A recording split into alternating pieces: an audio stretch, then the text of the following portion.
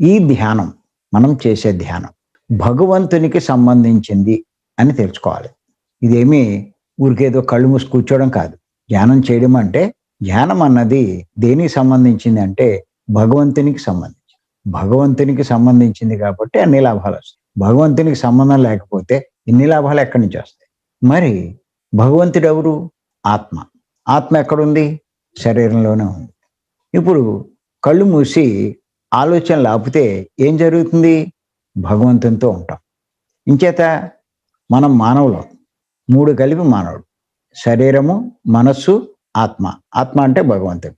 కళ్ళు తెరిస్తే శరీరంతో ఉంటాం. కళ్ళు మూస్తే శరీరంతో ఉండడం. అప్పుడు ఆలోచనలు వస్తాయి. అంటే మనసుతో ఉన్నట్టు.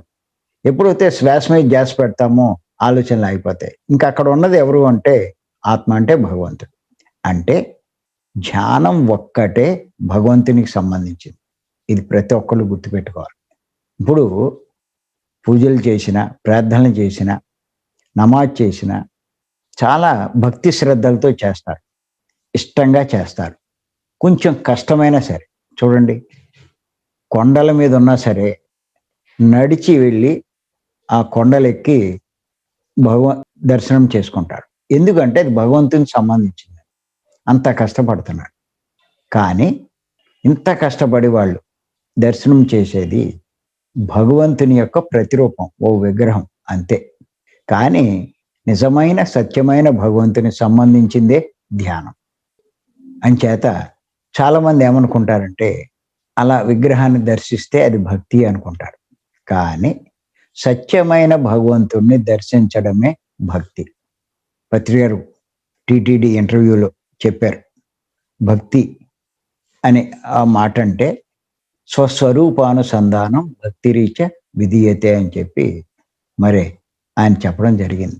ఆ స్వరూపం మీద, ఆత్మస్వరూపం మీద మన దృష్టి ఉంచడమే అసలైన భక్తి. ఆ మార్గమే ధ్యానం. అంటే గుర్తుపెట్టుకోండి, ధ్యానమే భక్తి అని. ధ్యానం చేయడమే అసలైన భక్తి. చాలామంది భక్తులుగా ఉండాలనుకుంటారు, భక్తి కలిగి ఉండాలనుకుంటారు. అటువంటి భక్తి ఏమిటి అంటే ధ్యానం చేయడమే. ఇది కూడా అవగాహన చేసుకోవాలి. అప్పుడు మనకి ఈ ధ్యానం ఆసక్తి పెరుగుతుంది.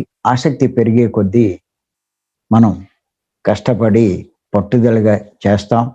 అప్పుడు అది బాగా కుదురుతూ ఉంటుంది.